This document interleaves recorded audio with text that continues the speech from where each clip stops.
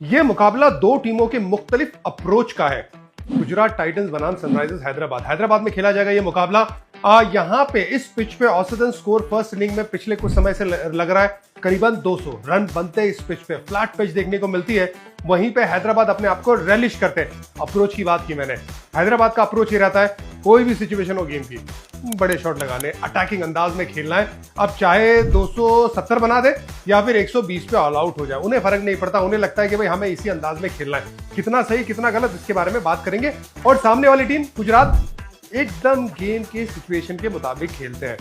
जैसी गेम की डिमांड, जैसी सिचुएशन की डिमांड, उस पर खरे उतरने की उनकी कोशिश रहती है। इसी वजह से रिजल्ट भी देखने को मिला है। गुजरात अभी पॉइंट्स टेबल में ऊपर है, हैदराबाद बहुत नीचे है, बहुत पीछे भी है। तो चलिए सीधी बात करते हैं सबसे पहले हैदराबाद की टीम के बारे में। जनरली जब आप 3 मैच हार जाते हो उसके बाद टीम कई बार रिफ्लेक्ट करती है, ड्राइंग बोर्ड पे आती है और कहती है कि यार हमारा जो खेलने का तरीका है वो अब हमें शायद बदलना पड़ेगा। कई टीमें वैसा करती है, शायद हैदराबाद ना करे। ट्रेविस हेड आउट हो रहे, स्टंप की गेंद बाहर जाती है, उड़ाने जाते हैं, आउट हो जाते हैं। क्या उसको थोड़ा सा कंटेन कर सकते हैं? अभिषेक शर्मा, एक बात है, सारे गेंदबाजों ने उन्हें लेंथ जो है अब आगे नहीं दे रहे, वो दूर रख रहे, ज्यादातर बॉडी में डाल रहे। हमने देखा था शार्दुल ठाकुर ने आउट किया, वेरिएशन उनके सामने हो रहा है। वेरिएशन में पिछले मैच में आउट हुए थे, गेंद भी दूर थी, लेंथ भी दूर थी, लाइन भी दूर थी। अब ये जब प्लान पता चले दोनों बल्लेबाजों को, तो उस प्लान को काउंटर करने के लिए एक जहन में उनके पास एक अंदाजा होना चाहिए। अगर वैसा हुआ तो फिर चीजें उनके लिए आसान हो जाएगी। और सपोज पावर प्ले में उनके रन नहीं आए तो फिर हैदराबाद क्या कर सकती है? हैदराबाद ने कमिंडू मेंडिस को खिलाया था ये सोच के कि यार ये प्लेयर तो बहुत पावरफुल है नहीं ना, शायद वो अपनी गेम खेलेगा और लंबी पारी खेलेगा। तो वो सोच गलत नहीं है, लेकिन क्या वो इतने कारगर साबित हो सकते हैं? क्या वो जिम्मेदारी लंबी पारी खेल के निभा सकते हैं? क्योंकि आसपास उनके वो सारे जो खिलाड़ी है वो तेज खेल सकते हैं। नीतीश कुमार रेड्डी भी ये काम कर सकते हैं। तो बाकी जो खिलाड़ी है ना वो अपना काम करे, तेज अप्रोच से बल्लेबाजी करते रहे। बहुत ज्यादा कुछ चेंज करने जाएंगे गड़बड़ हो जाएगी सनराइजर्स हैदराबाद को। 1 या 2 खिलाड़ी डेजिग्नेटेड कर दीजिए। अब आते हैं सीधा कॉम्बिनेशन पे। हैदराबाद क्या कॉम्बिनेशन खिला सकती है? देखिए मेरा ये मानना है कि क्या गुजरात के सामने आप एक अतिरिक्त स्पिनर खिला सकते, क्योंकि ऑलरेडी 3 फास्ट बॉलर है इनके पास। हर्षल पटेल है, मोहम्मद शामी है और पैट कमिंस है। पिछले मैच में सिमरजीत खेले थे, अच्छे गेंदबाज है, एक मैच में बहुत अच्छी गेंदबाजी भी की थी। जिशान अंसारी बहुत अच्छे गेंदबाज है। उनके साथ क्या एक और रिस्ट स्पिनर लेके आ सकते? कमिंडू मेंडिस है जरूर, वो गेंदबाजी करेंगे, बतौर ऑलराउंडर खेलेंगे। तो क्या एडम जाम्पा की जगह बन सकती है? या फिर अगर उन्हें लगता है कि सिमरजीत को सीधा स्वैप करते एक इंडियन खिलाड़ी से, तो उनके पास राहुल चहर का भी ऑप्शन है। तो मुझे लगता है कि इनके बारे में इन्हें जरूर सोचना चाहिए। तो एक बार टीम के बारे में जरा बात कर लेते हैं। तो चलिए सबसे पहले ट्रेविस हेड, अभिषेक शर्मा, ईशान किशन, नीतीश कुमार रेड्डी, कमिंडू मेंडिस, क्या उनके साथ परसिस्ट करना चाहिए? क्लासन, अनिकेत वर्मा जो खिलाड़ी है ना, मैंने पिछले मैच से पहले बात की थी कि केकेआर के सामने जो स्पिन है उसके सामने एक चैलेंज रहेगा वरुण चक्रवर्ती और सुनील नारायण का। वरुण चक्रवर्ती को आउट हुए थे स्पिन को अच्छा खेलने के बावजूद भी, क्योंकि जब क्वालिटी बदल जाती है तो ये क्वालिटी का चैलेंज अलग होता है। अब अनिकेत के सामने राशिद खान भी होंगे। अब ये चैलेंज को कैसे काउंटर करना है ये देखना होगा। हाथ बहुत लूज है अनिकेत वर्मा के, अच्छा खेल सकते हैं स्पिन को, लेकिन परसेंटेज क्रिकेट बड़े गेंदबाजों के सामने खेलना बड़ा जरूरी है। तो एक अनिकेत वर्मा हो गए, फिर पैट कमिंस आते हैं, हर्षल पटेल, मोहम्मद शामी और आखिर में सिमरजीत। देखिए सीधा सीधा हिसाब है, या तो आप स्वैप कर लीजिए सिमरजीत के साथ एक इंडियन स्पिनर को जो है राहुल चहर, तो आपको 2 स्पिनर मिल जाएंगे, प्रॉपर रिस्ट स्पिनर, और आपके पास एक left arm spinner Kamindu Mendis का ऑप्शन भी आ जाता है। लेकिन आप कहते हैं कि नहीं हमें ओवरसीज गेंदबाज चाहिए एडम जाम्पा के रूप में, तो कमिंडू मेंडिस अगर हट जाते हैं तो वो आ जाएंगे सिमरजीत की जगह पे एडम जाम्पा। और आपको बैट्समैन चाहिए तो आपके पास बैट्समैन का जो विकल्प है वो अभिनव मनोहर और सचिन बेबी का, ये 2 बल्लेबाजों का ऑप्शन है जो इंडियन बल्लेबाज आ जाते हैं। तो ये मोटा मोटा 12 मुझे लगता है कि जिसके बारे में हैदराबाद सोचेगी। अब कौन से पुख्ता 12 के साथ जाती है ये देखना होगा। चलिए अब जीटी के बारे में बात कर लेते हैं। गुजरात टाइटंस बहुत अच्छा क्रिकेट खेल रही है, सबके रोल असाइन है, अपने रोल के हिसाब खेलते हैं। शुभमन गिल और साई सुदर्शन, ये दोनों अपने रोल को बहुत अच्छे से निभा रहे हैं। Right and left hand combination है, जॉस बटलर का एक्सपीरियंस आता है, और साथ ही में जो गेंदबाज भी यूनिट भी है, राशिद खान के ना चलते हुए भी अपना रोल बहुत अच्छे से निभा रहे हैं। अरशद खान अपना काम कर रहे हैं। मैं सबसे ज्यादा इंप्रेस हुआ साई किशोर से, जिस तरह से वो गेंदबाजी कर रहे हैं, लेफ्ट हैंड बल्लेबाज को कैरम बॉल का भी इस्तेमाल कर रहे हैं। ईशान शर्मा की जब जरूरत पड़ती है तो वो आ जाते हैं। और इसके अलावा मोहम्मद सिराज का जो फॉर्म देखने को मिला है वो काबिल तारीफ है, बहुत बेहतर रिदम में नजर आ रहे हैं। और साथ ही में प्रसिद्ध कृष्णा, चोट के बाद अब ऐसा लग रहा है कि बहुत ज्यादा काम किया उन्होंने नेशनल क्रिकेट एकेडमी में। गुजरात में जब खेले थे मुंबई के सामने स्लो रन का इस्तेमाल किया था, और फिर बाद में जब बेंगलुरु गए तो हिट द डेक गेंदबाजी की थी और परचेस प्राप्त करने की कोशिश की थी चिन्नास्वामी स्टेडियम में। सो ओवरऑल सबको अपने रोल पता है। सिर्फ एक चैलेंज है, राशिद खान का फॉर्म कब वापस आएगा।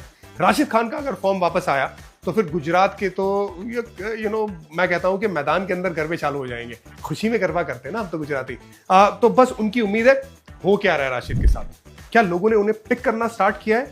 जो मुझे लगता है कि इतने साल अगर आप क्रिकेट खेलते तो पिक करते हैं, लेकिन एक और चीज है ना, इंजरी के बाद, सर्जरी के बाद आए हैं। जब ऐसा होता है तो थोड़ा सा टाइम लगता है, और साथ ही में मुझे लगता है लोगों ने ना उन्हें स्वीप शॉट खेलना ज्यादा स्टार्ट किया है। आपने देखा होगा लिविंगस्टन ने भी वो स्लॉग स्वीप खेलने का बहुत बढ़िया इंतजाम किया था और वहां पे उन्हें रन बनाए थे। राशिद खान क्या कर सकते हैं? एक तो मुझे लगा कि जब कोई स्वीप ज्यादा खेल रहा है तो या तो आपके पास वो आगे वाली लेंथ होनी चाहिए जो यॉर्कर है, जो राशिद अक्सर नहीं डालते हैं। वो एक काम कर सकते हैं राशिद कि भाई एकदम फुल डाल सकते हैं क्या, ताकि वो स्वीप के नीचे, जो स्वीप मारने जाते हैं तो बल्ले के नीचे गेंद जाए और एलबीडब्ल्यू बोल्ड मिले।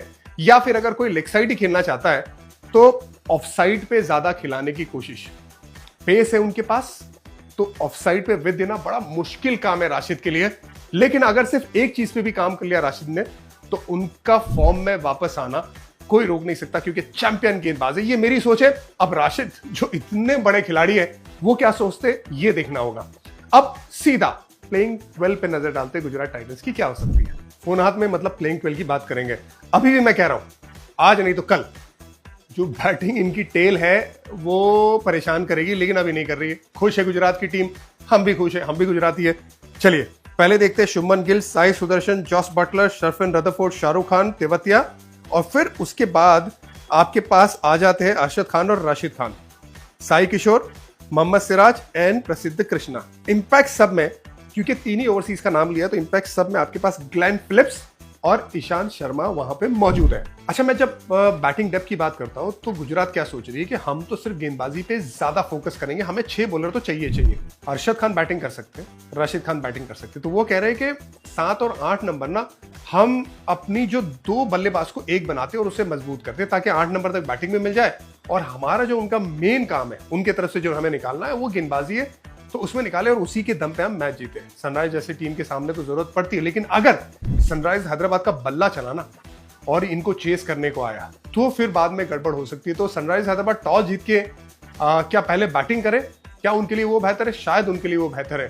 गुजरात टॉस जीत के क्या करे, ये भी एक सवाल रहेगा, क्योंकि सनराइजर्स को बैटिंग करना पहले पसंद है। खैर ये इंपॉर्टेंट बात है, लेकिन मैचअप से मेरा ध्यान रहेगा हेनरिक क्लासन के सामने गुजरात टाइटंस किस तरह से गेंदबाजी करते हैं।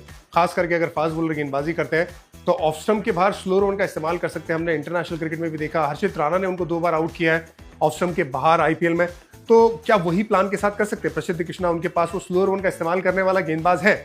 एक तो ये प्लेयर हो गए, दूसरे ट्रेविस हेड के सामने गेंद को बाहर लेके जाना, अरशद खान वो काम कर सकते हैं, और साथ ही में मोहम्मद सिराज के पास वो स्क्रैम्बल सीम है। हमने देखा था वैभव अरोड़ा ने उनको आउट किया था, वो स्टंप से गेंद बाहर गई और खड़ी हो गई थी। मिचेल स्टार्क ने बतौर लेफ्ट आर्म गेंदबाज बड़ा परेशान किया है, तो वो एंगल अरशद खान उसका इस्तेमाल कर सकते हैं। क्वालिटी अलग है लेकिन एंगल वही है। अब बात आ जाती है कि गुजरात के सामने क्या कर सकती है सनराइज हैदराबाद। शुभमन गिल के सामने लेंथ थोड़ी आगे, कंपैरेटिवली ज्यादा शॉट ना डाले।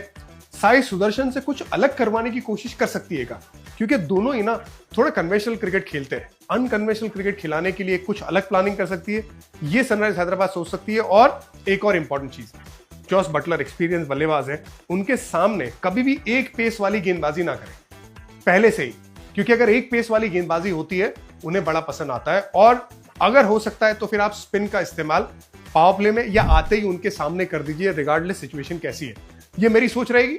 ये दोनों टीमें किस प्लानिंग के साथ उतरती है ये देखना होगा। गुजरात बहुत आगे है, उनको सपोर्ट करना बहुत आसान काम है, लेकिन क्योंकि हैदराबाद हार के आ रही है, अपने घर में खेल रही है, एक अलग सपोर्ट मिल रहा है, उन्हें मिलना भी चाहिए क्योंकि उस अंदाज से क्रिकेट खेल रही है। मैं सनराइजर्स हैदराबाद के साथ जाऊंगा, आप किसके साथ जाएंगे?